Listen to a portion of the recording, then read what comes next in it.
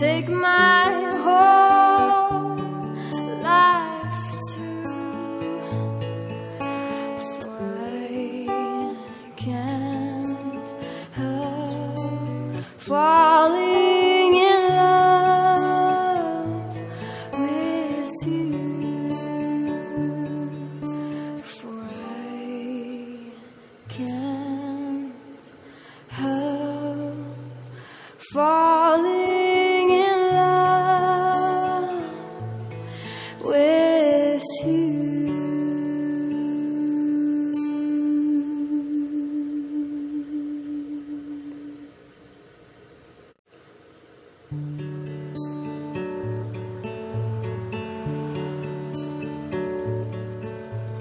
Wise men say only fools rush in, but I can't help falling in love with you. Shall I stay? Would it be a sin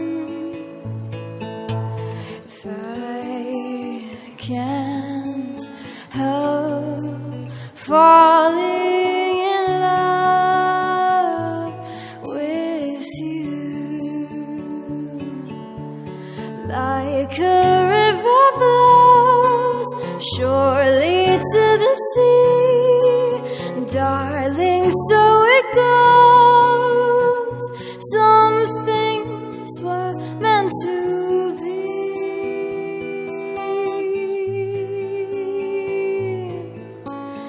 Take my hand and take my whole life too.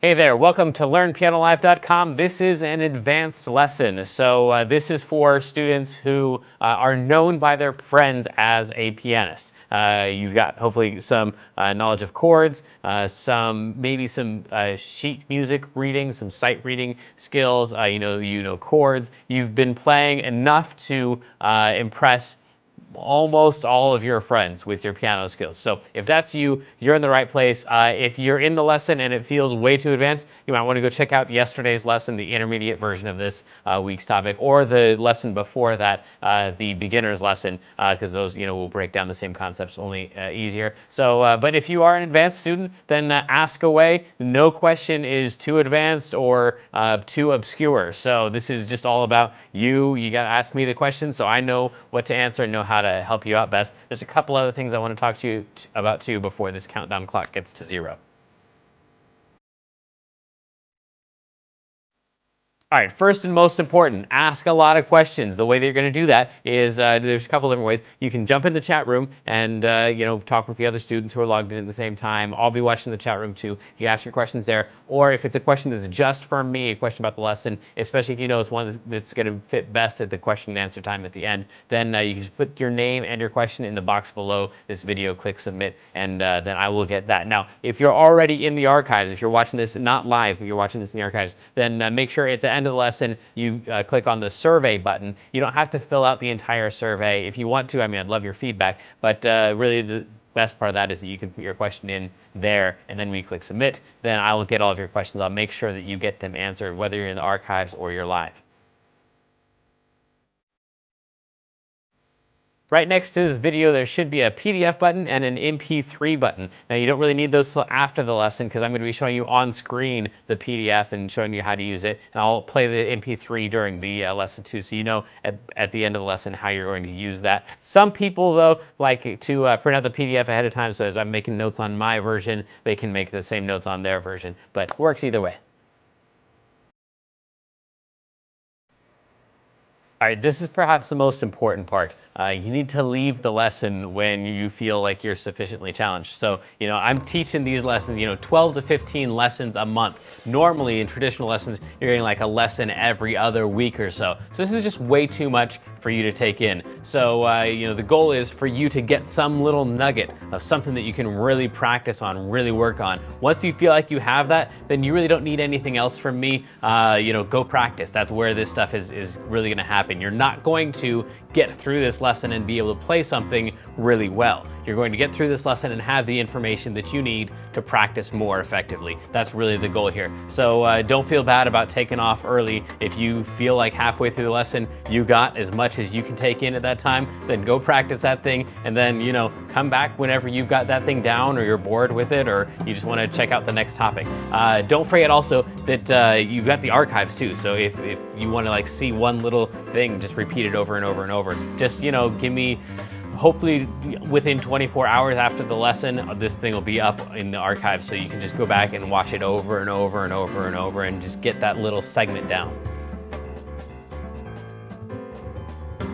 All right, today we're doing everybody's favorite topic. Out of the 8 sectors of musicianship, the one that everybody always likes the most is application. That's where you finally actually get to play a song. So if you've been here for the last couple weeks, you'll notice a lot of the same concepts popping up today, because we're going to take those concepts, we're going to apply them to a very specific song. If you haven't been here, don't worry about it. I'll show you how to play all of our little concepts. So hopefully at the end of today's lesson, you'll have all the tools to practice an actual real song that you can play for your friends and impress them. Let's go.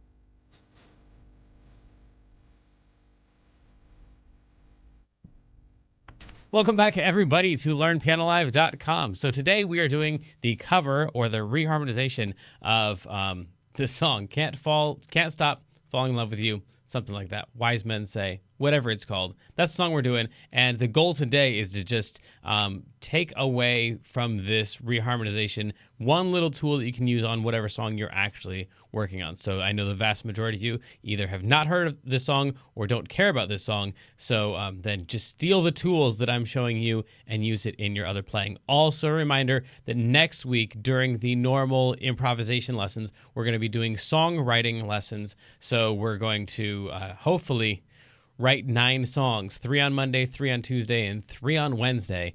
So then you can write the songs right along with me. So you'll be writing your own songs while I show you how I'm writing my songs. And regardless of your experience in music, I guarantee you can write an entire song in a lesson as long as you know how to, pick one of 4 options. Just give you 4 options. You get to pick randomly, and then you'll be able to write a song. That'll happen. It'll be your song, I promise. Let's get into this song today here. So the thing that we're starting with, the bass line of this song is something like this.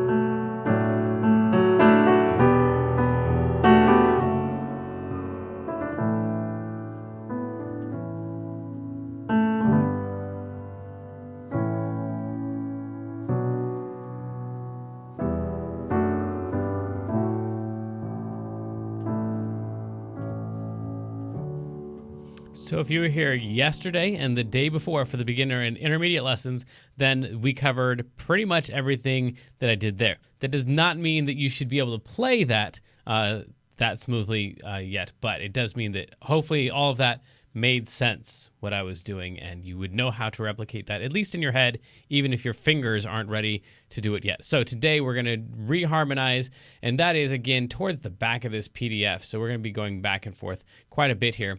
And we are not going to have time to get through all of these, as we usually don't. So instead, we're just going to run for our full allotted time, and then whatever we can get to, we'll get to, and whatever we don't, I'll put on the list for the next reharmonization so that I don't take up hours and hours of your time, but we'll be able to get to some of this stuff. So some of the first things that we can do here are adding 2-5 or 6-2-5 or 3-6-2-5 before a chord. So that's not going to make a whole lot of sense unless you already know something about the circle of fifths, which is this bad boy right here. So we're going to take any chord, any major chord, and we're just going to go backwards through the circle of fifths. So one of the chords we could do this with is, this is going to get annoying going back and forth like that. You know what? Let me see if I can pull up multi-page.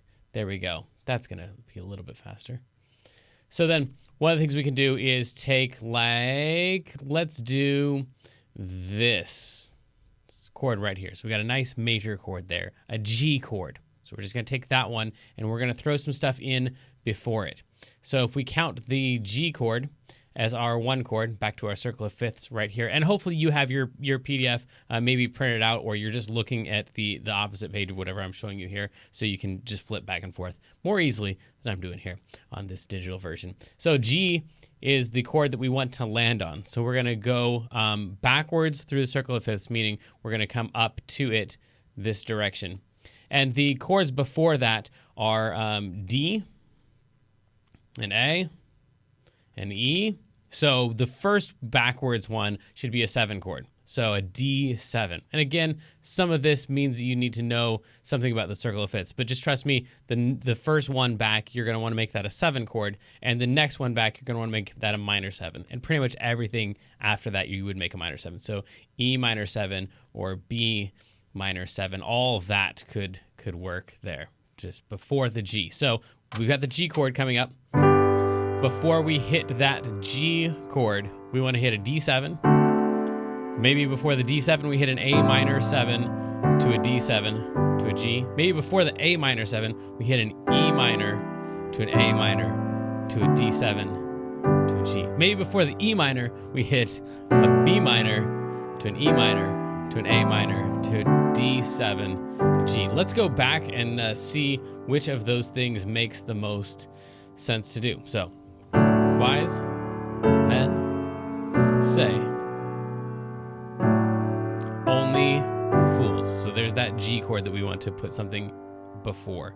So first one we would put before it is just a D7. Now, kind of conveniently, this one right here already is like a D-ish chord, right? So putting a D before the G is not as interesting in this one. I am going to scoot the D over to here, though, so that we can have a little more room right in here to throw in some of those other chords. So first thing that we'd put before the D7 is, if you already have that page open on your PDF, you remember that was an A minor 7. So you'd play an A minor to a D7 to G. That's going to sound like this. Now, a warning before we start reharmonizing this thing, this is not going to end up sounding like the song that you know, because the song that you know is the one that we played at the beginning. So this is going to sound kind of weird and different. That's the goal.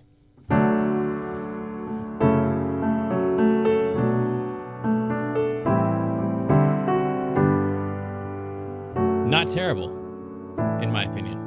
Let's try again.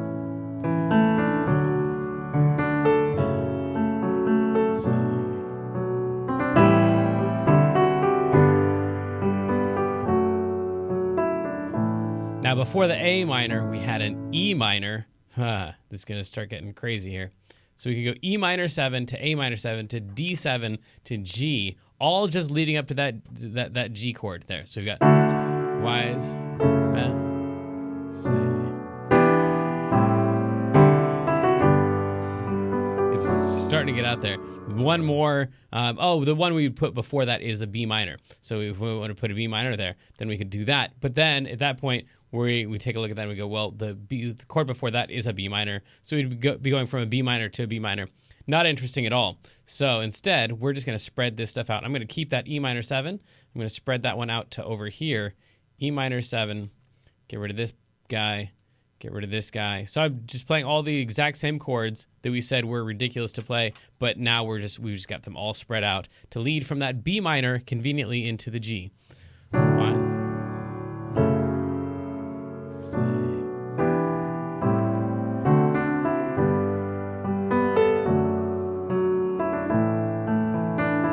Cool. Let's do that on one more chord. Let's pick, and I'm trying to pick randomly here, but honestly, it's going to be difficult for you to believe that I picked it randomly unless it sounds terrible, in which case I'm just going to go back and pick something else that you're not going to believe that I picked randomly because it'll end up sounding good. But this is really how this stuff works. So this A chord right here, we could run into an A chord by going backwards through the circle of fifths. If we go back to the circle of fifths, right here, and I'm going to end up scribbling all over this bad boy. But here we go. We've got this A chord right here. So the things that we could put before the A chord are an E chord. Okay, or not. There we go. All right, well then. We could go with an E chord, or that would be an E7, or a B minor 7, or an F sharp minor 7 to B minor 7 to E 7 to A. So we're going to go back and try to do some of that, and we're also going to hope that my pen starts working there. No, and it does not. Really? Okay. Bummer. Well, anyway, so before this, nope, I'm going to need that. I'll be right back.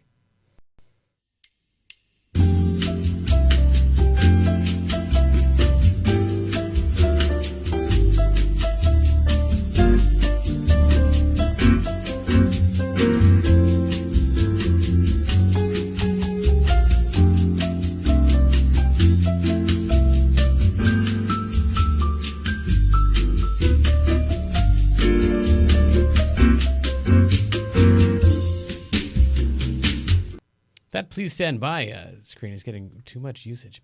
There we go. So this A chord right here, before the A, we could hit an E7 in here.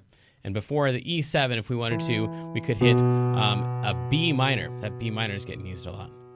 So B minor 7 to E7 to A. So that's supposed to say B minor 7. There we go. B minor 7 to E7 to A.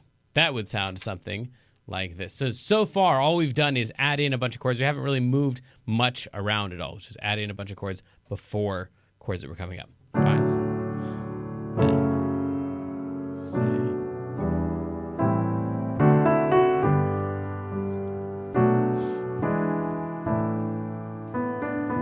Yeah, and actually that thing that I'm doing right there is one of the things that we could do. Let's go down to that one. So that's the 2-5 thing, or the 3-6-2-5 thing, or the 5-1 thing. We're going to check that one off. Bam, we got that one done. I think that hopefully makes sense. So you pick your target chord, you go backwards to get to the target chord, and the moving backwards, the one before it would be a 7, the one before that would be a minor 7, etc., etc. And then exchanging relative minors for major chords. So let's go up and do some of that stuff. This is one of the easier ones to do. So we're just going to pick any major chord, and instead of playing that major chord, we're going to play the minor chord. It's 3. I'm going to call that one an F sharp minor 7. So instead of a D chord, we're going to play a B minor chord. It's just adding in one note. Shouldn't make that much of a difference, right? Let's find out.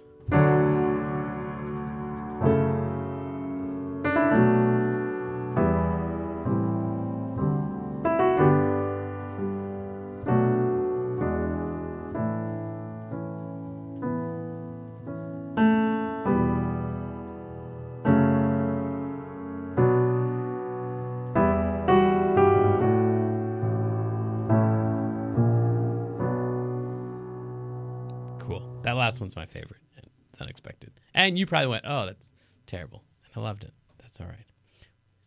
Not everybody has the same taste. So then, that is just substituting minor chords for major chords. Now, let's go back down to this one and cross off one more thing on our list. So, changing a chord quality where the melody is not on the 3. So this takes, again, a little bit of theory knowledge. Hopefully, if you were here yesterday, you picked up some of that stuff with what a major chord and a minor chord is, things like that is going to play into this. So we're going to just take any chord where the melody is not the 3 of the chord, or it's not 2 letters above the name of the chord. And we're going to change the quality of it to either minor if it's already major, or major if it's already minor. Let's try that thing. So then, I'm going to play through the melody and call out the number that the melody is within the chord. So for example, the first chord is a D.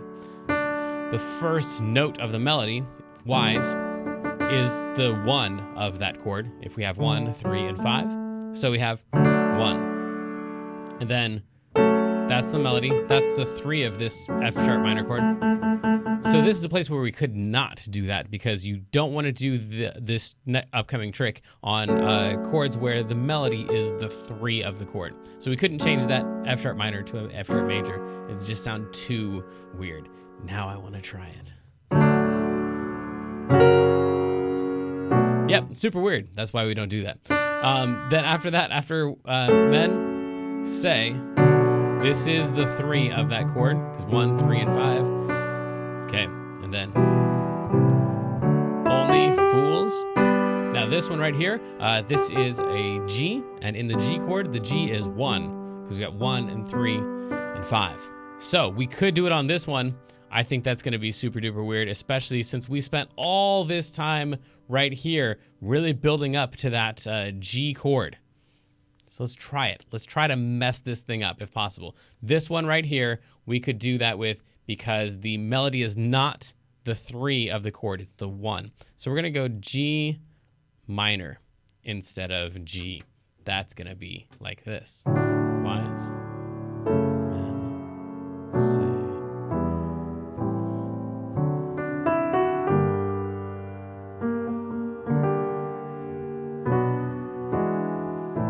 Yeah, that is definitely overkill.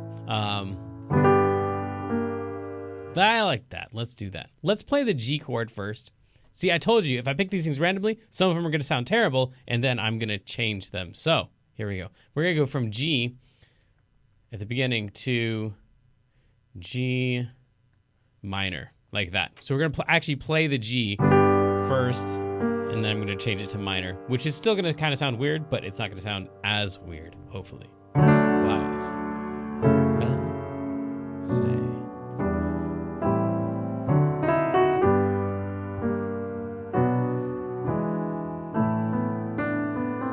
Okay, well then. That's weird. I'm going to leave it though. Yeah, and I messed up the notes. I just got some extra notes in there, but there you go. Let's do one more though. So hopefully one more that won't sound quite as strange. Fools rush in, but I can't help falling in love with. None of these are going to sound weird. Right. Okay, so let's just pick one then. This one right here, this E minor 7. But the melody is the 5 of the chord. That's the 1, the 3, and the 5. Okay, so we're going to change that one from a minor to a major, just because we can. So what was originally a G chord then got substituted into an E minor, and then we substituted for the substitution an E major. There we go. That's an E chord. Wise.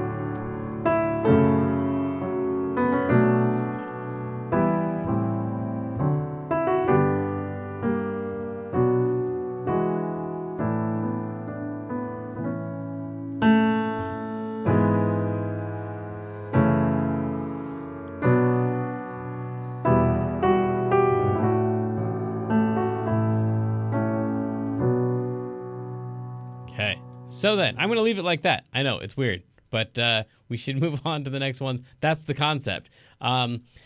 Tritone subs for dominant chords. All right, let's jump into this one. So this one also requires a little bit of theory knowledge. A tritone is 6 half steps away from the original. So a tritone is a distance, just like a major second or a perfect fourth or something like that. Tritone is just the distance of 6 half steps. So 1, 2, 3, 4, 5, 6, like that. From there to there, that's a tritone.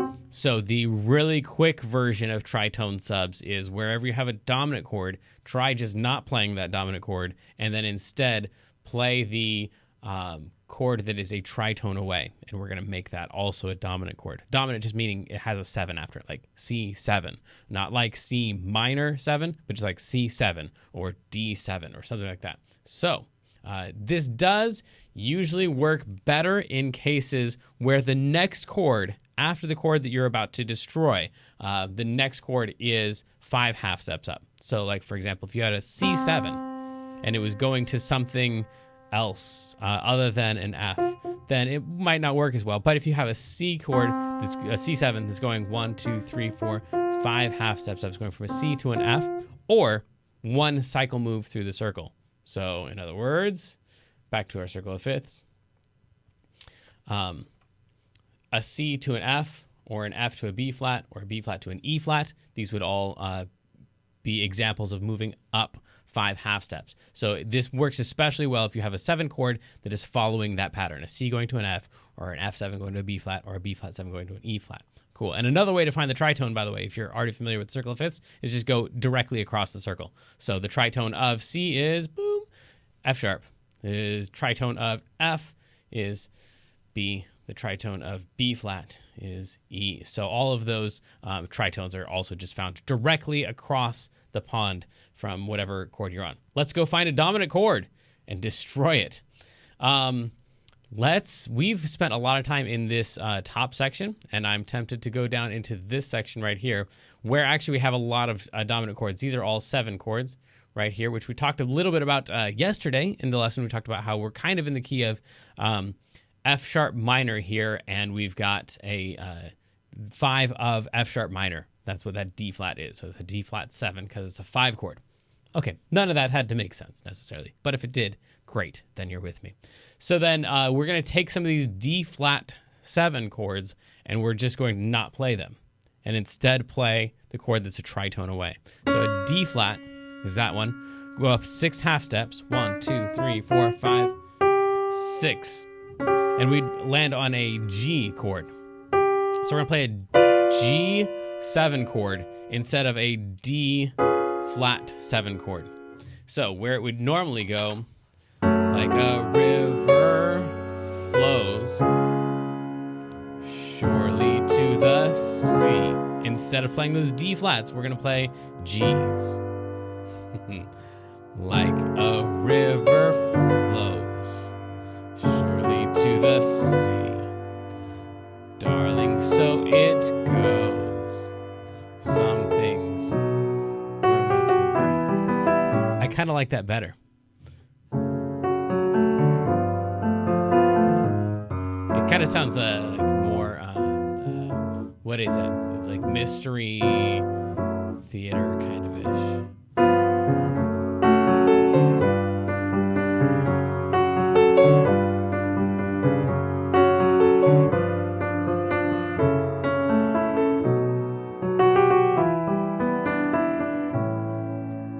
And then we're back to the A section again, which we talked about yesterday when we were talking about AABA form.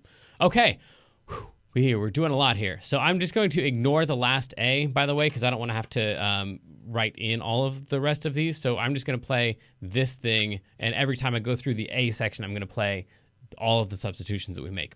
Honestly, if you had AABA format, you could do different substitutions on the first A than you do on the second A, and of course, different ones on the last A. Maybe on the very, very last time through, this B minor is going to become a D, so I don't annoy everybody with that unresolved B minor there at the end of that. But all right, so what we have so far is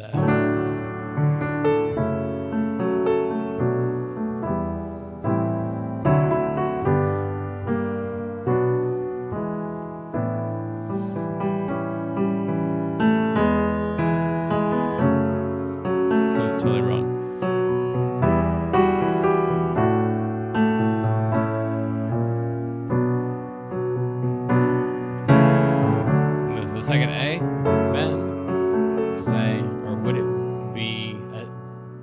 Shall I stay? I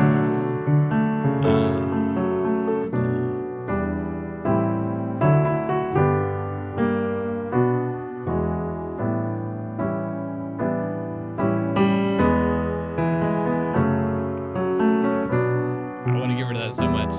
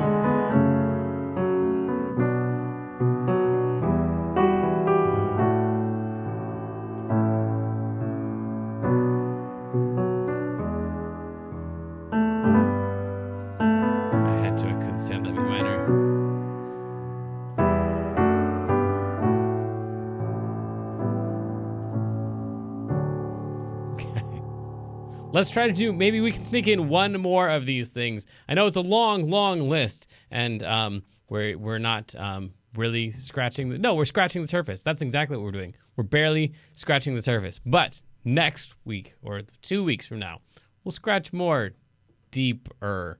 That's another thing. So, all right, let's try this one right here. Reharm on the melody using major, minor, and suspended.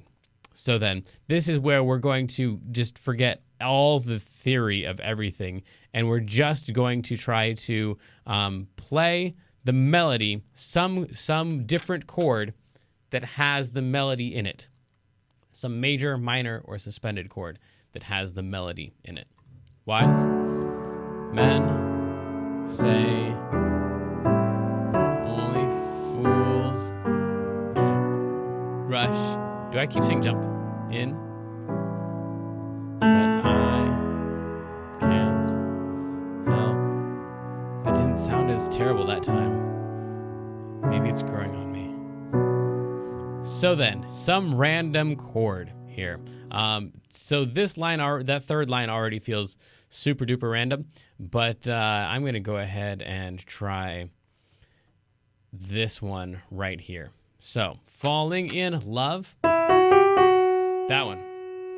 So, we need to pick a major. Currently what we have is a D chord there. That is a major chord, and the F sharp is in the D chord already. It is the 3 of the D chord, 1, 3, and 5.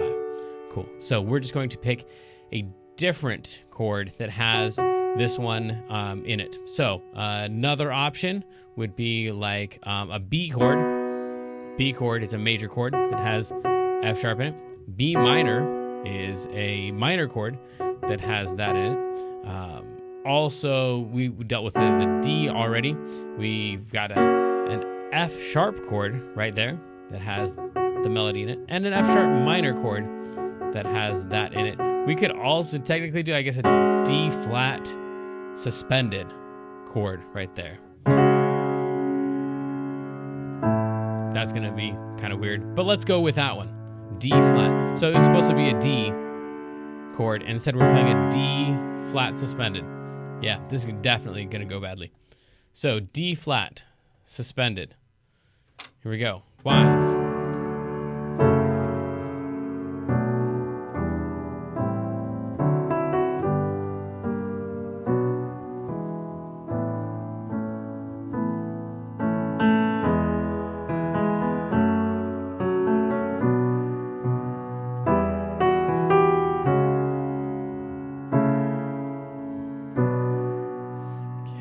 So there's all kinds of weirdness going on in there. I don't like that one at all. And if we had more time, I'd go through and I would find something else to do right here, and I would find something else to do right there, because I don't like any of those. Honestly, just going back to an E minor right there would make me happy. And right there, ooh, that's a major 7. That's the 9. I'm not allowed to do any of that because we don't have time to talk about it. I'm going to go E minor on both of them. Sorry.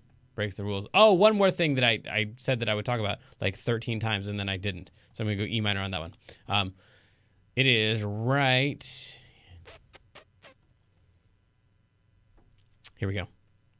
Adding a sus4 and or sharp4 on longer chords. So we've got that A that just sits there for forever. And I can't just play that A, this guy right here.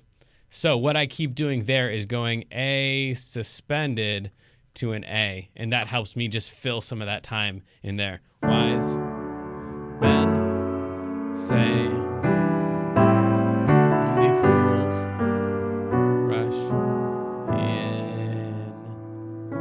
So it's there, that A suspended to A. Can't with. That's better. Yeah, cool. I would have added 5 in before that one. We'll get there. We'll get there, Jamin. There's time. There's time. This isn't the only lesson. This is lesson 426. There's another 426 out in front of you as well, maybe. So then, I think that's all of them that we're going to try doing for today, and then I will mark the rest of those to attempt on our next song. But yeah, if you've got questions, hopefully you are putting those in the box below the video. It looks like we have a couple already. But before we get to that, to give you a little bit of time to find your keyboard and to get all that in, let's do our wrap up and hopefully recover some of these topics that maybe didn't make as much sense the first time through. So first thing is, of course, being able to play the song normally, just getting a song down. Don't try to reharmonize the song until you can already play it the original way. And then we talked about the circle of fifths a little bit and how if you move backwards through a circle of fifths, you can add in sevens and then minor sevens and then minor sevens and minor sevens and minor sevens as cycle moves before one of the chords, like what we did for that G, where we went B minor, E minor, A minor, D7 to that G. Cool. And then we talked about exchanging relative minor chords for major chords. So that's where we just took any major chord, like a C chord, and we just added in the note that is 3/2 steps below the root, below the name of the chord. The name of this chord is a C. So we just go 1, 2, 3. And now we have a nice A minor 7 chord. And that is the chord that we would use there to exchange that C chord for an A minor 7 chord. Then we talked about changing the chord quality where the melody is not 3. This one's a little bit more tricky because you got to know where the melody is, and you also have to know what each of the numbers of the chord that you're playing is. So then, you know, if we have at the beginning of that one, wise, that's the 1 of the chord. That's the 3 of the chord that we're on, the F sharp minor. So you have to be able to play the melody and the chords and know what number in the chord the melody currently is. And wherever it's not, the answer is not, I'm playing the 3.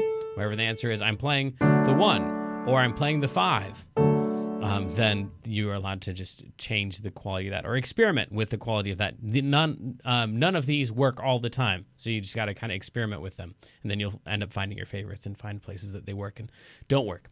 Cool. Then we tritone subbed some of our dominant chords, which is really kind of a big concept. But if you know how to find a tritone away from whatever note you're on, then that's one of the biggest steps. And then just try anywhere you've got a 7 chord, playing not that 7 chord, but the 7 chord of a tritone away. I've got to find a way to make a sentence that makes sense with that. Okay, you've got to play the dominant chord a tritone away. I think that's what I'm going with. Then we talked about adding suspendeds or sharp 4s to chords that just last for a long, long time. There's other stuff too. You could take a look at the chord that you're going to, and then like we did with that G chord, we've got all that time of that B minor, and so we say, what else could we do to lead up to that G? But if you don't want to take a look ahead, if you want to say, all right, I'm sitting on an A for forever, what else can I do? A lot of times you can suspend it, especially if it's the 5 chord. If that didn't make any sense, then never mind, I didn't say it. Okay, then reharming on the melody using major, minor, and suspended. We did not do that super successfully today, but that's where you just take the melody note, and then you try out different chords that have that melody in it, which I think is the way that most people would go about reharmonizing a song without any other experience or tools. You would just use it. What kind of works with this melody? Well, I've got this, I know this chord here, and the melody's kind of in there, so let's try that one. So I guess that's maybe why that's last on the list. That's a lot of stuff. One more time before we get to your questions. Wise.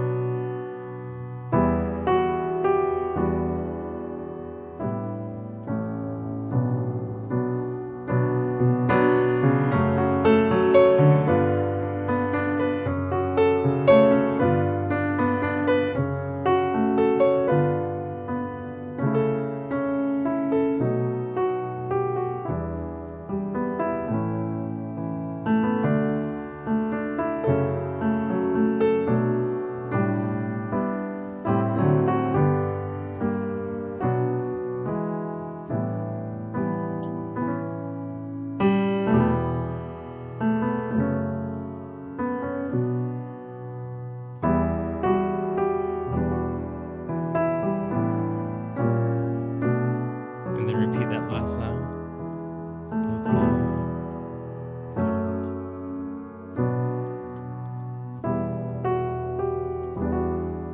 And then end on the D. So there's some resolution somewhere in that song. Okay, let's get to your questions and see if I have maybe some answers. Okay, question 1. When is the F chord used? The F chord. When is the F chord used? Like I don't know that I understand the question. Perhaps you already know an F chord and you want to find a good place to use that. Doesn't seem to be showing up much in this song with the tools that we used. But honestly, you could try it anywhere. Where can I fit in an F chord? Unless you mean the F sharp chord, the F sharp minor chord. That's the second chord in the whole thing. I don't think I understand your question. We've got an F minor chord right here. But we can't just, in most cases, just pick I want to play this chord. Let's just cram it in. We have to find, it has to fit. So there's got to be some reason that it works. Or just cram it in. So my answers are both. It doesn't fit in this song and fit into the song if you like the chord. I don't know that I'd be able to find...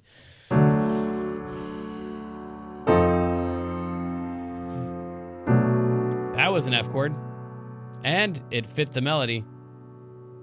I don't know that I was a big fan of it, so I don't know. Maybe a little more clarity on the question would help. But if you're just asking where you could put an F chord in here, I'd say just try it out. I didn't run into any good places today for this song. Next question: what is the reason the tritone got named that? That's a great question for someone like a piano teacher. Which is awkward. Tritone. Man. Oh, I'm sorry. I don't know. Yeah. I can only see the faces of the professors that I know would be disappointed that I don't know how the tritone got its name. 3, no, I'm going to say it's because it's 3 whole steps away. That seems the tone and 3 notes. Sure. Okay, so an F sharp and a C are 6 half steps, like I said, and 6 halves would make 3 wholes, which would make tri, and tone would be note. Man, this is a really great explanation if this isn't the right answer, but if you can't tell, I don't know. So going up 1 whole step, 2 whole steps, 3 whole steps, you would get to the note that is a tritone away. So tri meaning 3 and tone meaning notes or whole steps, which it doesn't mean, then I'm going to go tritone means 3 whole steps. And then I'm going to immediately Wikipedia it after this lesson. And if I was wrong, I will clarify. And if not, I will confidently declare how right I was. Is there more reharmonization tools not on this list? Yeah. Whew. This list down here is the list of ones that I thought were most common. I had some input from other people who were great at this, and then there's other stuff too. So yeah, there's and honestly, I mean the biggest one, you might remember if you were here last week, I showed you a guy on YouTube who just like picks random chords and sticks it in on like there's a Martin Luther King speech and like people talking, not even singing, and it just sounded awesome, and he just tries out different chords. So that's probably the best one. But here are some of the rules. Again, a lot of this stuff is like we kind of make it up, like we find patterns and we go, hey, people seem to like this thing over and over again, so if you want to make something that people like, then do this thing, even though that's not necessarily why the people who started it did it. So we're more analyzing it after the fact. So here are some of the reasons, the safe things you can do, somewhat safe, to try out and that usually kind of work.